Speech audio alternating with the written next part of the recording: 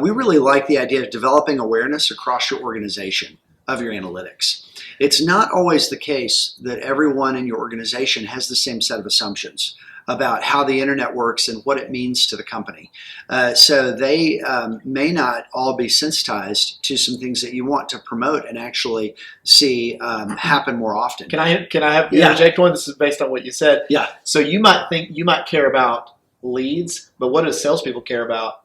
Qualified leads. That's right. So you might be in your dashboard bragging about leads if you're in one part of the company in the marketing side, but your salespeople are going like, I don't care if there's 100 leads. Like that's right. 60% of those were trash. So yes. that means you want to include qualified leads in your dashboard. Yes. Right? Sorry to interrupt, but no, that's exactly related right. to what you said. And to build on what you're saying, leads are a little bit like hits. What is a lead? Right. So sometimes if a company makes an investment maybe in using a database for doing some email marketing, they may sort of consider all those outreaches leads. Well, they're not. And the salespeople are going to say, wait, what is this stuff? This isn't, you're giving me just cold information. This is just data. These aren't leads. And so once you start to promote, these are the numbers we're looking at, you may have some people kind of push back and say, hey, that's not really what matters. And that's where it gets interesting. Yeah. Because then you're working as an organization to say, hey, what really makes us better? What really benefits us? At the end of the day, what's a real win? So then you've got leads, qualified leads, on-site quotes given. Yep. Pricing sent. Sales. Pricing so then you could really build your funnel and track it over time. And that's where it gets really interesting and really effective. Yeah. In my sales funnel, we don't consider it a lead unless it's a qualified lead, and it's on a path for a request for pricing.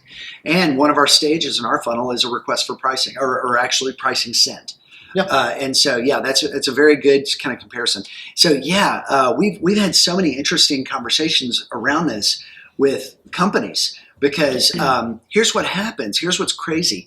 Everybody in every level of an organization has a slightly different set of motives. Mm-hmm. Sometimes the C-suite is very focused on appearances, and they know that the board is a little bit checked out, but these traffic numbers have always got to move in the right direction. So when a Google Core update happens and you maybe cut out a lot of out of service area traffic, suddenly they've got an emergency on their hands because they haven't been working from the best possible way of articulating what's happening on the site. Hey, traffic's going up. Yeah, a lot of it's out of traffic, but they don't know that. They wouldn't understand it. They're not sophisticated people with Google Analytics data. And sometimes they're very bottom line oriented. Yeah. And I would say maybe more often than not, they're like, I don't care how many hits you got. Like I care about how many new customers we have. Yep. How many customers did we lose, and what's the bottom line? That's right. So being able to discern what are the actual real levers that drive the numbers that matter most. And then what we're doing with a lot of folks is setting up even regular pulse information. So something that I think is very valuable is looking at year over year. We do a lot of SEO, and that's kind of a slow cooker type of tactic. It's best when it's invested in consistently month after month for years at a time. Sort of new content that you put on your website kind of builds up every month. You're sort of building more stairs to go higher and higher. But sometimes you have to give that a little bit of time and see it. And so if you want to correct for your own seasonality, you can look at year over year.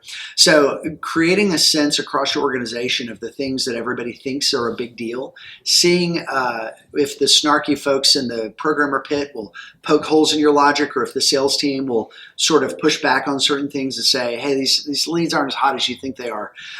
Those are all helpful. Treat all those as a gift and try to incorporate those into really identifying and creating a conversation around which KPIs are really going to matter.